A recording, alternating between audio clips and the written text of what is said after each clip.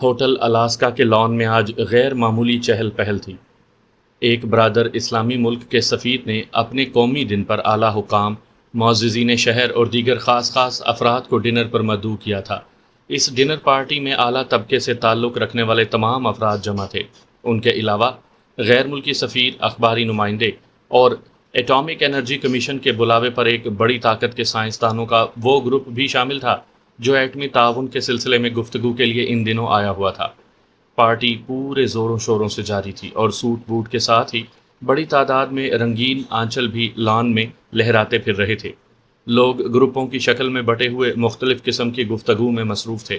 غیر ملکی سائنسدانوں کے گروپ کو اخباری نمائندوں نے گھیر رکھا تھا اور وہ ان پر تابڑ توڑ سوالات کر رہے تھے، جن کے جواب گروپ کا سربراہ ڈاکٹر جے آر بڑے تحمل سے دے رہا تھا۔ گو کے بعض سوالات پر اس کی پیشانی پر ایک لمحہ کے لیے شکنیں سی پڑ جاتی تھی، مگر وہ زبان پر کوئی تلخ جملہ لانے سے قبل ہی اپنے جذبات پر قابو پا لیتا۔ اس وقت بھی اے پی پی کا ایک نمائندہ ڈاکٹر اے آر بلجیانی سے سوال کر رہا تھا، کیا آپ کی حکومت ایٹمی معلومات مہیا کرنے کے لیے تیار ہے ڈاکٹر؟ یقیناً، ڈاکٹر جے آر بلجیانی نے جواب دیا، میرا ملک ہر اس ملک کے ساتھ ایٹمی تعاون کرنے کے لیے تیار ہے جو اسے پرامن مقاصد کے لیے استعمال کرنے کی نیت رکھتا ہو اور ضروری تحفظات فراہم کر سکے۔ آپ کے ملک نے ایک پڑوسی ملک کے ساتھ بھی ایٹمی ٹیکنالوجی میں تعاون کیا ہے اور اسے ہر قسم کی معلومات بہم پہنچائی ہیں، اے پی پی کے نمائندے نے کہا۔ وہ ہمارا دوست ملک ہے، ڈاکٹر نے جواب دیا، اسی لیے ہر اس میدان میں اس کے ساتھ تعاون کیا جا رہا ہے جس میں اسے ہماری مدد کی ضرورت ہے۔ مگر اس ملک کے ایٹمی پروگرام پرامن نہیں ہیں، یو پی آئی کے نمائندے نے کہا، جبکہ آپ نے ابھی فرمایا تھا کہ آپ کا ملک صرف پرامن مقاصد کے لیے ہی ایٹمی ٹیکنالوجی میں دوسرے ملک کے ساتھ تعاون کرے گا۔ کیوں اس کے پروگرام پرامن کیوں نہیں ہیں؟ ڈاکٹر بلجیانی نے پوچھا۔ اس لیے کہ پرامن مقاصد کے لیے نہ ایٹمی دھماکے کیے جاتے ہیں اور نہ ہی ایٹم بم تیار کیے جاتے ہیں، یو پی آئی کے نمائندے نے کہا۔ جبکہ پڑوسی ملک نے ایٹمی دھماکے بھی کیے ہیں اور ایٹمی ہتھیاروں کے پھیلاؤ کو روکنے والے معاہدے پر دستخط بھی نہیں کیے، کیا یہ چیز اس کی نیت پر شک کرنے کے لیے کافی نہیں ہے ڈاکٹر؟ نہیں، ڈاکٹر بلجیانی نے جواب دیا، ہمارے دوست ملک نے ایٹمی دھماکہ صرف اس مقصد کے تحت کیا ہے کہ اس سے اپنی ٹیکنالوجی کی استعداد بڑھائے اور دوسری طرف وہ اس دھماکے کے ذریعے تعمیری کام سر انجام دے سکے۔ ایٹمی ہتھیاروں کے پھیلاؤ کو روکنے والے معاہدے پر دستخط نہ کرنے کے باوجود آپ یہ کہہ رہے ہیں ڈاکٹر، یو پی آئی کے نمائندے نے کہا، اور ایک لمحہ کے لیے ڈاکٹر بلجیانی کے چہرے پر ناگواری کے تاثرات ابھرے، پھر وہ ضبط کرتے ہوئے بولا، میں صرف یہی کہہ سکتا ہوں کہ ہمارے دوستوں کی نیت صاف ہے اور ان پر شک کرنے والوں کو اپنے دلوں میں چور ہے۔ کہتے کہتے کوشش کے باوجود ڈاکٹر کا لہجہ تلخ ہو گیا۔ ایک سوال پوچھ سکتا ہوں ڈاکٹر؟ متحدہ عرب امارات کی نیوز ایجنسی کے نمائندے نے ڈاکٹر سے پوچھا۔ ہاں کہیے، آپ بھی پوچھیے، کیا پوچھنا ہے؟ ڈاکٹر نے سنبھل کر کہا، آپ کے ملک نے جو کردار پڑوسی ملک کے ساتھ اس کے ملک کی جنگ کے دوران ادا کیا تھا، کیا وہی کردار اسرائیل سے جنگ کے دوران مصر اور شام کے ساتھ ادا نہیں کیا جا سکتا تھا؟ ممکن ہے میرے ملک سے مصر اور شام کے ایسے معاہدے نہ ہوں جن پر عمل پیرا ہوتے ہوئے پڑوسی ملک جیسا کردار ادا کیا جا سکتا۔ ایک دوسرا سوال، اسی نمائندے نے کہا، کوئی بھی بڑی طاقت کیوں نہ ہو، وہ ہم مسلمانوں سے الرجک کیوں رہتی ہے؟ میں تمہارا مطلب نہیں سمجھا، ڈاکٹر نے الجھ کر کہا۔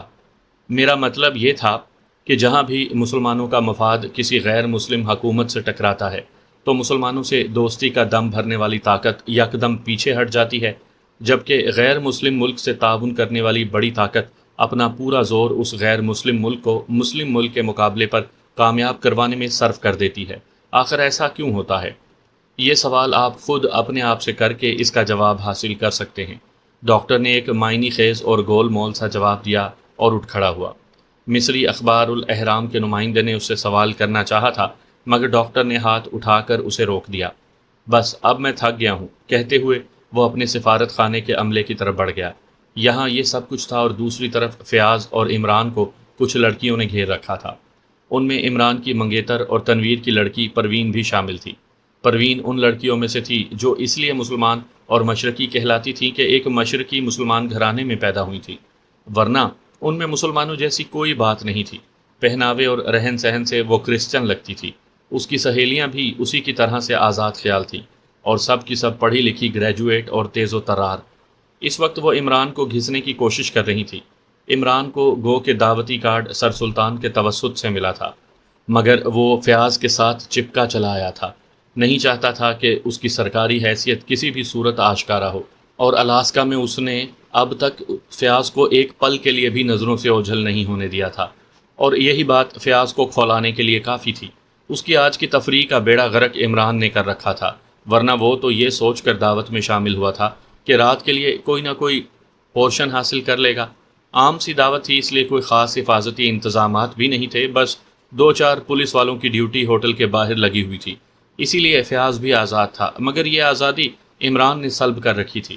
عمران بھائی، آپ نے اب تک کتنے مجرموں کو پکڑا ہے؟ نیلوفر نے پوچھا۔ ایک کو بھی نہیں۔ جھوٹ، شائستہ نے کہا۔ سنگراہی کو کس نے بھگایا تھا؟ وہ میں نے نہیں بھگایا تھا، عمران نے ہکلاتے اور کچھ شرماتے ہوئے جواب دیا۔ بس اچانک راکٹ کا بٹن دب گیا تھا، اس لیے وہ بھاگ گیا۔ اور وہ پچھلا کیس؟ پروین کی تیسری سہیلی رضیہ نے پوچھا۔ ہیں؟ عمران کا چہرہ یکدم لال بھبوکا ہو گیا۔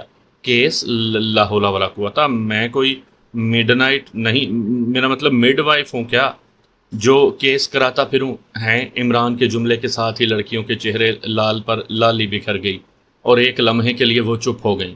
میرا مطلب سیٹھ محمود والے کیس سے تھا عمران بھائی، رضیہ نے تیزی سے کہا۔ وہ اسے کیپٹن فیاض نے نپٹایا تھا۔ ہاں، عمران نے اہمکانہ لہجے میں کہا۔ تو کیا اخبارات نے ویسے ہی قصیدے لکھ مارے تھے؟ اخبار والوں کو تو جھوٹ بولنے کی عادت ہے، عمران نے شرماتے ہوئے انداز میں کہا، اور پروین اندر ہی اندر کھولنے لگی۔ اچھا اب یہ بتائیے، آپ ہماری سہیلی کو لینے کب آ رہی ہیں؟ کہاں؟ ان کے گھر؟ اور کہاں؟ کیوں، وہاں کوئی تکلیف ہے کیا؟ ہاں، بہت بڑی تکلیف ہے، صوبیہ نے کہا۔ کیا؟ یہی کہ وہاں وہ اکیلی آہیں بھرا کرتی ہیں۔ تو ڈاکٹر کو بلوا لیا ہوتا، عمران نے دیدے نچاتے ہوئے کہا، اور صوبیہ کا منہ بن گیا۔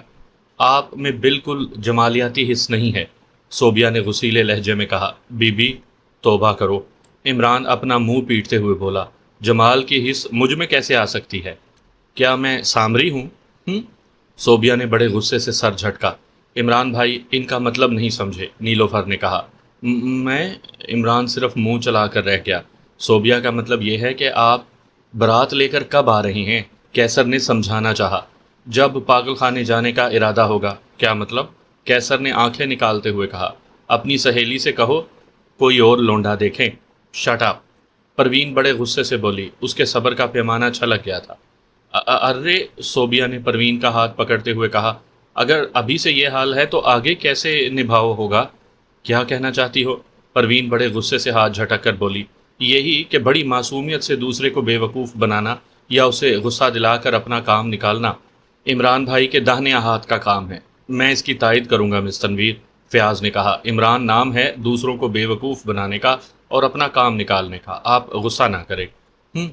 پروین چند لمحے عمران کو دیکھتی رہی، جو بڑے معصوم اور شرمیلے انداز میں کرسی پر بیٹھا ہوا تھا اور میز پر آڑی ترچھی لکیریں بنا رہا تھا۔ انداز ایسے ہی تھا جیسے وہ اپنے آپ کو تنہا محسوس کر رہا ہو۔ آپ کی بات ٹھیک ہے کیپٹن صاحب، پروین نے کہا، اس کے لبوں پر ہلکی سی مسکراہٹ ابھر آئی تھی۔ آج عمران بھائی کو گھر نہ لے چلیں؟ صوبیہ نے کہا۔ کیوں؟ میرا مردہ حرام کر رہی ہیں صوبیہ؟ ایسی ہی بے چینی ہے تو فیاض کیپٹن صاحب کو، میرا مطلب ہے کیپٹن فیاض کو لے جاؤ، عمران نے جھلائے ہوئے انداز میں کہا۔ وہ تمہاری ساری خواہشات پوری کر دیں گے۔ ایڈیٹ، صوبیہ نے غصے سے کہا اور اٹھ کھڑی ہوئی۔ تمہیں لڑکیوں سے بات کرنے کی تمیز تک نہیں ہے، جاہل، گنوار، کہنے کے ساتھ ہی وہ پیر پٹکتی ہوئی آگے بڑھی اور کونے والی میز پر جا کر بیٹھ گئی۔ نیلو، کیسر، شائستہ اور پروین کے چہروں پر بھی ناگواری کے تاثرات تھے۔ آپ کو ایسی غلیظ باتیں نہیں کہنی چاہیے تھیں عمران بھائی، نیلوفر نے کہا۔ یعنی تمہارا مطلب ہے میں صوبیہ کے ساتھ چلا جاتا؟ عمران نے آنکھیں نکالی۔ کیا حرج تھا، وہ کوئی کھا تو نہیں جاتی، نیلو نے کہا، اور پھر ہم سب بھی تو چلتے۔ اسے کہتے ہیں زوری اور چینا، یعنی چوری اور سینہ زوری۔ عمران بھائی، کیا آپ چاہتے ہیں کہ ہم یہاں سے اٹھ جائیں؟ میری خوش قسمتی ہوگی۔ یعنی آپ واقعی بھگانا چاہتے ہیں؟ اس بار پروین نے کہا تھا۔ دیکھو، اگر میری پہلی جورو آ گئی تو وہ میرے ساتھ تمہارا بھی دھڑن تختہ کر دے گی۔ اچانک عمران نے پینترا بدلا۔ کیا؟ ان پانچوں کے منہ سے بیک وقت نکلا۔ آپ شادی شدہ ہیں؟ 8 بچے بھی ہیں، عمران نے بڑی معصومیت سے کہا۔ میرے خدارا، اور پروین کے ڈیڈی پھر بھی آپ کے ساتھ شادی پر رضامند ہیں کیا؟ ذرا زبان سنبھال کے، ہاں، عمران گرایا۔ میں پروین کے ڈیڈی سے اس حد تک نہیں جانا چاہتا۔ مسٹر عمران، پروین نے نرم لہجے میں کہا، اگر آپ سنجیدہ نہیں ہو سکتے اور ہمارا یہاں آپ کو رکنا اچھا نہیں لگتا تو صاف کہہ دیجئے، ہم اٹھ جائیں گے۔ کیا اب بھی کچھ کسر باقی ہے؟ عمران نے جھلاہٹ بھرے لہجے میں کہا، اور پروین چند لمحے عمران کو گھورتی رہی، پھر وہ پانچوں ہی غراتی اور جھلاتی ہوئی صوبیہ کی طرف چلی گئی، اور عمران نے اطمینان کا سانس لیا، پھر اس طرح سے سر کو جھٹکا جیسے کوئی بہت بڑا بوجھ سر سے اتر گیا ہو۔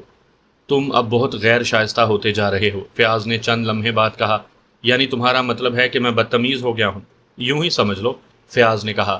لڑکیوں سے اس قسم کی باتیں کرنا اخلاق سے گری حرکت ہے، اور تم نے تو بہت زیادتی کی ہے، تو کیا ان کو سر پر بٹھائے رکھتا؟ اخلاق سے تو گفتگو کر سکتے تھے، فیاض نے لڑکیوں کی طرفداری کرتے ہوئے کہا۔ آخر کو وہ تمہاری منگیتر اور اس کی سہیلیاں ہیں۔ توبہ کرو فیاض، توبہ، عمران نے دیدے نچاتے ہوئے کہا۔ وہ شیطان کی نانی، شیطان کی منگیتر تو ہو سکتی ہے، میری نہیں۔ تم بھی کسی شیطان سے کم نہیں ہو۔ ڈیڈی کو شیطان کہہ رہے ہو؟ عمران نے آنکھیں نکالی۔ تم ہر معاملے میں اپنے ڈیڈی کو کیوں گھسیٹ لیتے ہو؟ فیاض جھلا کر بولا۔ تم بات ہی ایسی کرتے ہو، عمران نے منہ چلاتے ہوئے کہا۔ اگر میں شیطان ہوں تو میرا باپ رحمان کیسے ہو سکتا ہے؟ لا حول ولا قوت، فیاض جھلا گیا۔ پھر وہی شیطان کہا۔ تم لڑکیوں کو چھوڑ کر میرے پیچھے کیوں ہو گئے ہو؟ اس لیے کہ تم میرا بیڑا غرق کرنے پر تلے بیٹھے ہو۔ کیوں، میں نے کیا کیا؟ 1 ماہ سے تم شادی کے لیے زور دے رہے ہو، عمران نے کہا۔ کیا اس طرح تم میرا بیڑا مجدار میں غرق نہیں کرنا چاہتے؟ اوہ، تو یہ بات ہے، فیاض مسکرایا۔ ہاں تو اور کیا، اگر تم شادی کر لو تو فائدے میں رہو گے۔ وہ کیسے سپر فیاض؟ وہ لڑکی بہت دولت مند باپ کی بیٹی ہے، فیاض نے آہستہ سے کہا، اور اپنے باپ کی اکلوتی اولاد بھی ہے۔ تو پھر کوڑ مغز ہی رہو گے، فیاض نے کہا۔ اس کے باپ کے مرنے کے بعد وہی ساری دولت تمہاری ہوگی، اور تم اس کے شوہر ہونے کی حیثیت سے ساری دولت کے مالک۔ تمہارا مطلب ہے کہ مجھے اپنا بیڑا غرق کر لینا چاہیے۔ شادی بیڑا غرق نہیں کہلاتی۔ ابے تم، جملہ عمران کے منہ میں ہی رہ گیا۔ بڑی تیز چکا چوند ہوئی تھی، اور ان پر تمام افراد چونک پڑے تھے۔ لان کی حد بندی کی دیوار سے چند فٹ کے آگے گھاس پر ایک کرکٹ کی گیند کے برابر سفید رنگ کی گیند پڑی ہوئی تھی، اور یہ چکا چوند اسی کی وجہ سے ہوئی تھی۔ گیند سے ہلکے کاسنی رنگ کی شعائیں سے نکل رہی تھی، اور چکا چوند انہی شعاؤں کی مرہون منت تھی۔ گیند سے قریب ترین میز پر بیٹھا ہوا ایک ادھیڑ عمر اپنی کرسی سے اٹھا اور بڑی تیز رفتاری سے گیند کے قریب پہنچا۔ پھر شاید اس نے گیند پکڑنے کے لیے ہاتھ نیچے جھکایا ہی تھا کہ کاسنی شعاؤں میں نیل گوں روشنی بھی شامل ہوئی، اور دیکھتے ہی دیکھتے وہ بڑی تیزی سے 6 فٹ قطر کے دائرے کی صورت اختیار کر گئی۔ گیند اٹھانے کے لیے جھکنے والا ادھیڑ عمر آدمی ان شعاؤں کے گھیرے میں ساکت کھڑا رہ گیا۔ عمران بڑی تیزی سے اپنی جگہ سے اٹھا، پھر وہ ادھیڑ عمر کی طرف بڑھا ہی تھا کہ وہ ناقابل فراموش حیرت انگیز واقعہ پیش آ گیا، جس نے ہر ایک کو اپنی جگہ ساکت و جامد کر کے رکھ دیا۔ ادھیڑ عمر کے پیروں کے پاس اچانک شعلہ سا بھڑک کر ٹھنڈا ہوا، اور پھر ادھیڑ عمر کا جسم پیروں کے پاس سے سرخ ہونے لگا، اور آہستہ آہستہ یہ سرخی اس کے سر کی طرف بڑھنے لگی۔ اس کے ساتھ ہی جتنی جگہوں میں نیلگوں اور کاسنی شعاؤں کا دائرہ تھا، اتنی جگہ کی گھاس بھی سرخ ہو گئی، انگاروں کی طرح سرخ۔ اس میں سے ہلکی سی آنچ نکلتی ہوئی محسوس ہو رہی تھی۔ شعلے بھی تھے، مگر ان میں اونچائی چند انچ سے زیادہ نہیں تھی۔ ادھیڑ عمر کا جسم اب سر کے بالوں تک سرخ ہو چکا تھا۔ بس یہی محسوس ہو رہا تھا کہ آدمی کی شکل کا کوئی لوہے کا مجسمہ آگ میں تپا کر باہر نکال لیا گیا ہو۔ اب قریب ترین میز پر موجود افراد کھسک کر دور ہٹ گئے تھے، کیونکہ اس آگ کی گرمی ناقابل برداشت حد تک تیز تھی۔ ادھیڑ عمر کا جسم ٹھنڈا ہونے لگا، اور چند ہی لمحوں میں وہ بتدریج اوپر سے نیچے کی طرف ٹھنڈا ہوتے ہوتے بجھ گیا۔ ان سب کی نگاہیں اسی پر جمی ہوئی تھیں۔ ادھیڑ عمر کا جسم بمائے لباس اسی طرح جھکا ہوا تھا۔ پھر سب سے پہلے اس کا سر اس طرح ٹوٹ کر گرا جیسے مٹی کا رہا ہو، اور پھر پورا جسم ہی مٹی کے گھروندے کی طرح نیچے ڈھیر کی شکل میں گر پڑا۔ اب اسے دیکھ کر کوئی بھی نہیں کہہ سکتا تھا کہ وہ کبھی کوئی انسان رہا ہوگا۔ کاسنی روشنی کے مدار میں آنے والی گھاس بھی اب سرخی کھو چکی تھی اور خاک کی مانند نظر آ رہی تھی۔ سامعین کرام، آپ سن رہے ہیں عمران سیریز کے سلسلے میں ایک اردو ناول جس کا نام ہے پراسرار آگ۔ اس کہانی کے مصنف ہیں ایس قریشی، اور یہ اس سلسلے کی پہلی قسط ہے۔ مجھے امید ہے آپ کو میری یہ کاوش پسند آئے گی۔ آپ نے اگر ابھی تک میرا چینل مائی وائس سبسکرائب نہیں کیا تو ابھی میرے چینل کو سبسکرائب کر کے بیل نوٹیفیکیشن آن کر لیجئے، تاکہ آنے والی ہر نئی کہانی کی اطلاع بر وقت آپ تک پہنچ سکے۔ ریاض، پھر سوچ لو، خوبصورت سی عورت نے سنجیدہ لہجے میں کہا۔ میں سب کچھ سوچ چکا ہوں نینا، اس کے ساتھ ہی مرد نے جواب دیا۔ مگر میرا خیال دوسرا ہے۔ وہ کیا؟ ہماری مشکلات کا حل کسی پیر فقیر کے پاس نہیں ہے۔ پھر تمہارے خیال میں ہماری پریشانیوں کا حل کس کے پاس ہے؟ ہمیں اپنے دوستوں سے اس سلسلے میں رابطہ قائم کرنا چاہیے۔ کیا تم یہ چاہتی ہو کہ کل تک جن دوستوں کی مدد کیا کرتا تھا آج خود ان کے در پر سوالی بن کر جاؤں؟ مرد نے ناخوشگوار لہجے میں جواب دیا۔ اگر یہ نہیں کر سکتے تو کسی بینک سے رجوع کیا جا سکتا ہے۔ حالیہ افواہوں کی وجہ سے بینک بھی اب قرض نہیں دے سکتا۔ کیا مطلب؟ موجودہ حکومت زرعی زمینیں مالکان سے لے کر تقسیم کرنے کا ارادہ رکھتی ہے، اسی لیے بینکوں نے کسی زمین کو گروی رکھ کر کوئی قرض نہیں دیا۔ کیا ہماری زمینیں چھن جائیں گی؟ ساری تو نہیں، کچھ حصہ ہمیں ملے گا اور بقیہ حکومت لے لے گی۔ آخر کیوں؟ اس لیے کہ ہر نئی حکومت اپنی کوئی نہ کوئی چودراہٹ دکھا کر ملک کو کمزور کرنا چاہتی ہے۔ کیا یہ لوگ ملک اور قوم کے وفادار نہیں ہیں؟ اگر ہوتے تو انسانوں کو پرکھنے کی صلاحیت رکھتے، مگر ہر لیڈر اپنی 1.5 اینٹ کی مسجد کے چکر میں ہے اور عوام ان کی 1.5 اینٹ کی ضربات سہتے سہتے قریب المرگ ہوتے جا رہی ہیں۔ تو پھر اس کا بہترین حل یہ ہے کہ تم اسے فروخت کر دو۔ یہ میری خاندانی زمینیں ہیں، میں اسے فروخت نہیں کروں گا، مرد نے قطعی اور اٹل لہجے میں کہا۔ اس کی ساتھی عورت چند لمحے کے لیے خاموش ہو گئی، وہ کچھ سوچ رہی تھی۔ اسی دوران ویٹر آرڈر کی چیزیں میز پر لگا گیا تھا۔ عورت چونکی اور اپنے ساتھی مرد کی طرف دیکھتے ہوئے بولی، ریاض، اگر زمینیں واقعی حکومت نے چھین لی تو پھر تم کیا کرو گے؟ وہ ایک مجبوری اور بے بسی ہوگی۔ اسی بے بسی سے چھٹکارا کیوں نہیں پا لیتے؟ عورت نے چائے بناتے ہوئے کہا۔ تمہارا مطلب ہے زمینیں فروخت کر دوں؟ ہر عقل مند آدمی یہی کرے گا۔ عورت نے چائے کا کپ ریاض کی طرف بڑھاتے ہوئے کہا۔ مفت جانے سے تو بہتر ہے کہ کچھ مل جائے، مگر میں اس کے لیے تیار نہیں ہوں۔ پھر تو ہماری مشکلات کا حل کچھ نہیں، آگ بابا ہمارے لیے کوئی نہ کوئی راہ نکال دے گا، مرد نے پر یقین لہجے میں کہا اور پلیٹ اپنی طرف کھسکا کر مچھلی کھانے لگا۔ آگ بابا ہمارے اوپر چڑھا ہوا 50,000 کا قرضہ تو اتار نہیں سکتا، لڑکی نے چکن چھری سے کاٹتے ہوئے کہا۔ یہ اس سے مل کر ہی معلوم ہو سکے گا کہ وہ ہمارے لیے کیا کر سکتا ہے، مرد نے مچھلی کا ٹکڑا نگلنے کے بعد کہا، اور یہ کہ ہم اس سے کیا فائدہ اٹھا سکتے ہیں۔ تمہیں آگ بابا کے پاس جانے کا مشورہ کس نے دیا تھا؟ کسی نے بھی نہیں۔ کیا مطلب؟ مطلب یہ کہ آگ بابا کے بارے میں نے اپنے دوستوں اور ملنے والوں سے بہت کچھ سنا ہے۔ آگ بابا نے میرے کئی دوستوں کی ایسی ہی پریشانیاں حل کی ہیں اور مجھے یقین ہے کہ وہ میری پریشانی بھی حل کر دے گا۔ کہتے کہتے مرد کی آنکھوں کے سامنے ایک خوبصورت سا چہرہ جگمگانے لگا، ایک حسین ترین اور پرشباب عورت کا چہرہ۔ پھر منظر بدل گیا اور وہ اب اپنے آپ کو اسی عورت کے ساتھ ایک بستر پر لیٹے ہوئے دیکھ رہا تھا۔ لذت و سرور کے تصور سے ہی اس کے جسم میں ایک لہر دوڑ گئی اور اس کی آنکھیں خود بخود بند ہو گئیں۔ ریاض، ریاض کیا ہوا؟ نینا نے گھبرا کر پوچھا۔ کچھ نہیں، کچھ نہیں، ریاض نے چونک کر آنکھیں کھول دیں اور اس طرح اس کی طرف دیکھنے لگا جیسے امکان ہو کہ وہ اس کے تصور سے آگاہ ہو چکی ہے۔ سر چکرا گیا تھا کیا؟ نہیں ڈارلنگ، ایسی کوئی بات نہیں تھی، ریاض نے کہا۔ میں تو تمہاری بات پر غور کر رہا تھا کہ کس حد تک درست ہے۔ ایک بات میری سمجھ میں آتی ہے۔ وہ کیا؟ ریاض نے مچھلی کا آخری ٹکڑا فوک سے اٹھاتے ہوئے پوچھا۔ تمہارے اس کاروبار کا کیا ہوا جو تم کسٹم میں شروع کر رہے تھے؟ وہاں رجسٹریشن ہو گیا ہے مگر میں نے کوئی ٹینڈر ابھی تک نہیں بھیجا۔ کیوں؟ جب پیسہ ہی نہیں ہے تو سپلائی کیسے کروں گا؟ چھوٹے موٹے ٹینڈر بھرو، پھر بعد میں بڑے ٹینڈروں کو دیکھنا۔ کوئی بھی ٹینڈر ہو رشوت کے بغیر پاس نہیں ہوتا، اور پھر چھوٹے ٹینڈروں میں روٹی بھی نہیں ملے گی۔ میری مانو تو زمینیں فروخت کر کے سپلائی شروع کر دو، نینا نے کہا۔ جب پیسے آئیں گے تو اور زمینیں خرید لیں گے۔ نہیں، میں یہ نہیں کر سکتا، ریاض نے کہا۔ تم میری بیوی ہو اور جانتی ہو کہ میں نے اس بارے میں اپنی ماں کا کہا بھی نہیں مانا تھا۔ میں اس سلسلے میں کسی کا بھی کہا نہیں مان سکتا، میں زمینیں کبھی فروخت نہیں کر سکتا۔ اگر آگ بابا نے بھی کوئی حل نہیں نکالا تو؟ نینا نے چائے کا گھونٹ بھرنے کے بعد کہا۔ پھر تم کیا کرو گے؟ اس کا مجھے بھروسہ ہے آگ بابا میری مشکلات کا حل ضرور بتا دیں گے۔ کہتے کہتے ایک بار پھر وہی چہرہ اس کے سامنے آ گیا جسے وہ تصور میں کچھ دیر پہلے دیکھ چکا تھا۔ اس بار اس کے تصور میں وہ چہرہ کہہ رہا تھا، آگ بابا سے ملو، وہ تمہاری مشکلات کا حل بتا دے گا۔ اس نے سینکڑوں لوگوں کی پریشانیاں دور کی ہیں۔ وہ صاحب کرامت ہے، صاحب اختیار ہے، وہ چاہے تو انگلی کے اشارے سے تمہیں کروڑ پتی بنا سکتا ہے۔ اس سے ضرور ملو، اپنی بیوی کو بھی ساتھ لے جاؤ، آگ بابا کی ہر بات پر عمل کرو۔ آگ بابا کے در سے کبھی کوئی سوالی خالی ہاتھ نہیں گیا۔ ریاض میں بھی آگ بابا کے در سے فیض یاب ہو چکی ہوں۔ آگ بابا نے میری پریشانیاں بھی دور کی ہیں۔ جاؤ، آج ہی جاؤ آگ بابا سے، جاؤ جاؤ۔ تمہاری پریشانیوں کا حل آگ بابا کے پاس ہے جو تمہیں اس بھنور سے نکال سکتا ہے۔ وہ صرف اور صرف آگ بابا ہے۔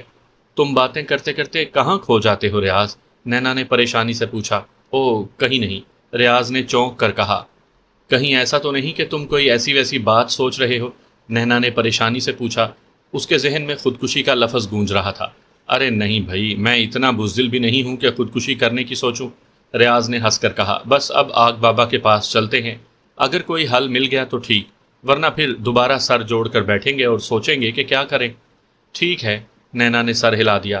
اگر زیورات چوری نہ ہو جاتے تو آج کو اتنا پریشان نہ ہونا پڑتا۔ وہ کم از کم 2 لاکھ مالیت کے تھے۔ گئی ہوئی چیز کا رونا نہیں رونا چاہیے، ریاض نے کہا۔ پھر اس نے ایک ہی گھونٹ میں چائے حلق میں انڈیلی اور رومال سے منہ صاف کرنے لگا۔ 10 منٹ کے بعد وہ لوگ ہوٹل سے باہر نکل رہے تھے۔ ایک ٹیکسی انہیں ہوٹل سے باہر نکلتے ہی مل گئی۔ ریاض نے ڈرائیور کو پتہ بتایا اور وہ دونوں پچھلی نشست پر ڈھیر ہو گئے۔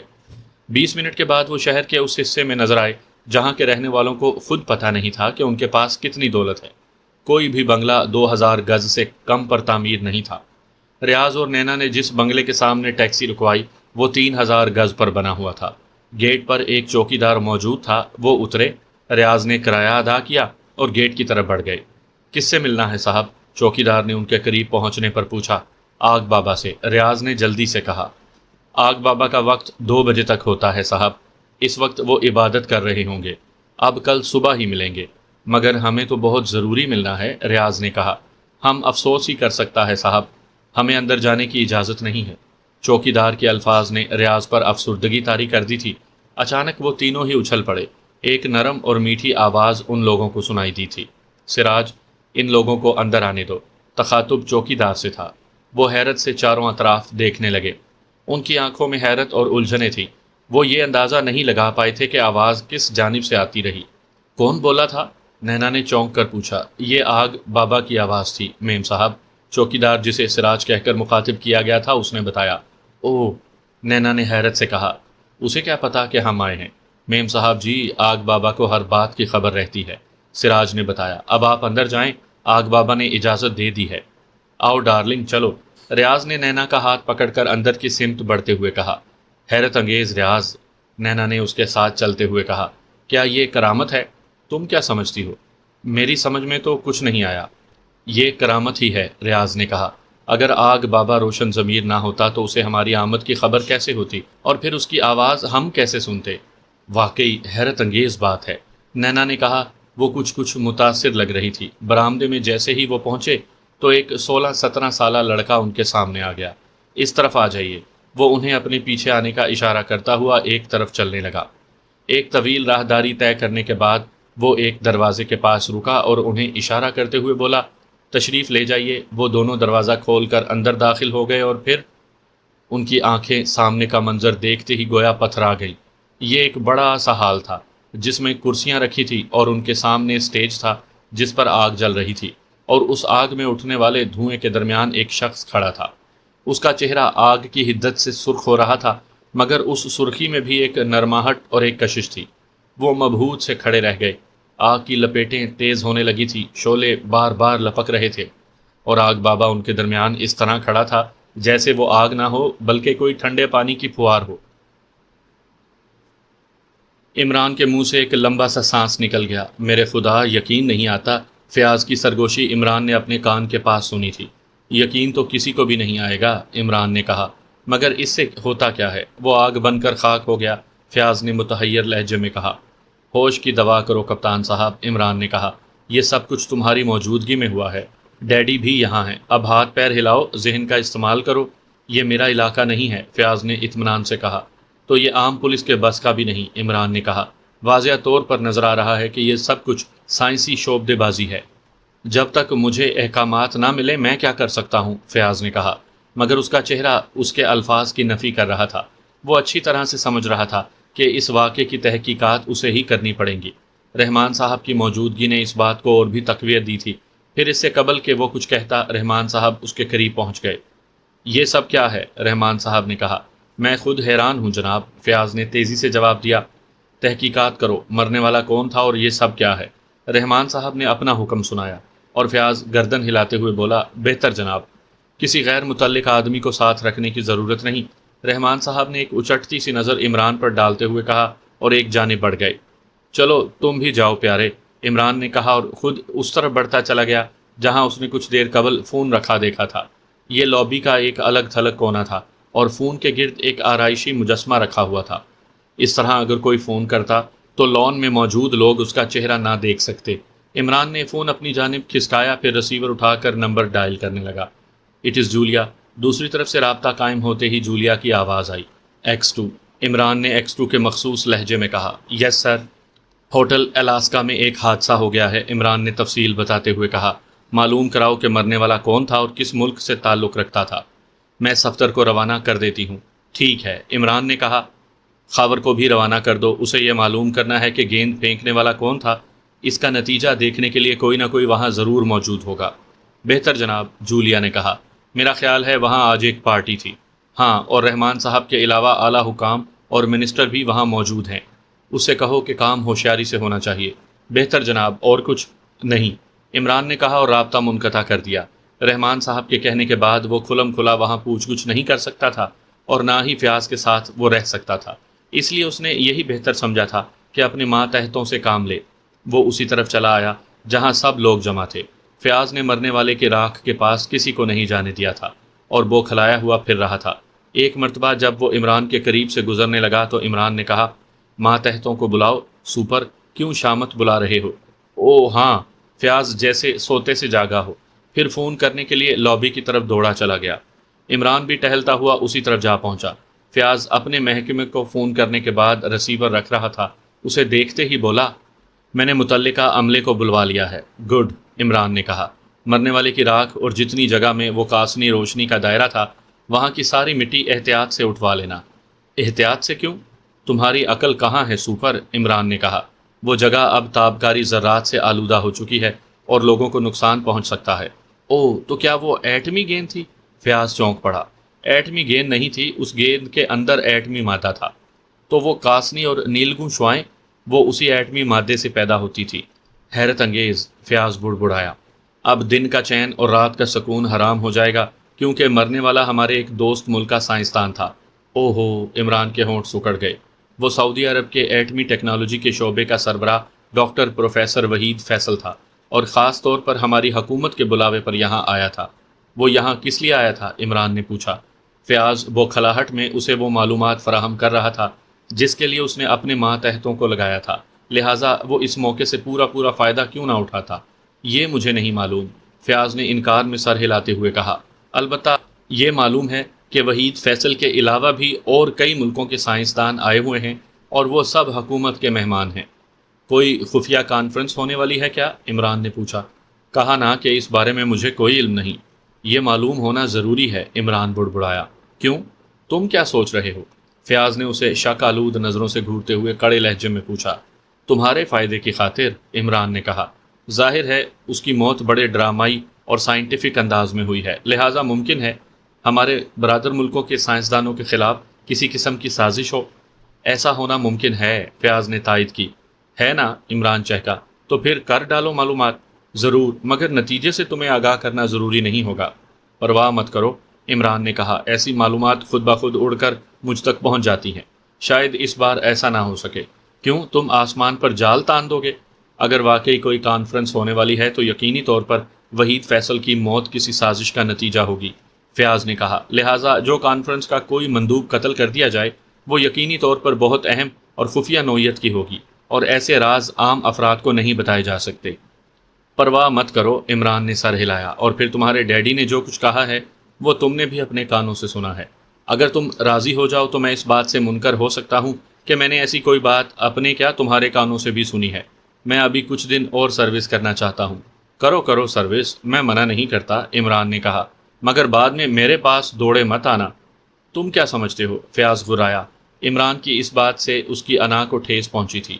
ایک پیارا سا الو، عمران اس کی بات کاٹ کر بولا۔ میں خود بھی ایسے کیس حل کر سکتا ہوں، فیاض عمران کا جملہ نظر انداز کرتے ہوئے بولا، اور عمران کے ہونٹوں پر ایک استہزائیہ سی مسکراہٹ دوڑ گئی۔ وہ چند لمحے اسے گھورتا رہا، پھر مڑا اور لابی کے دروازے کی طرف بڑھ گیا۔ فیاض اس کے جانے کے بعد خود بھی آگے بڑھا۔ اس نے اپنے دفتر کے اس عملے کو لان میں آتے دیکھ لیا تھا جس کو اس نے فون کر کے بلایا تھا۔ وہ اسی طرف بڑھتا چلا گیا۔ عمران نے بھی فیاض کے محکمے کے افراد کو دیکھا تھا۔ پھر وہ ان سے کٹ کر ہوٹل کی لابی کی طرف چل دیا۔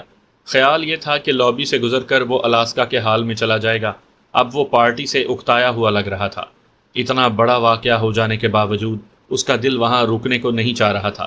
ویسے بھی وہ پارٹی میں ڈاکٹر داور کو دیکھ چکا تھا، لہٰذا جو کچھ اس گیند اور اس پر اسرار آگ کے بارے میں وہ جاننا چاہتا تھا، بعد میں ڈاکٹر داور سے معلوم کر سکتا تھا۔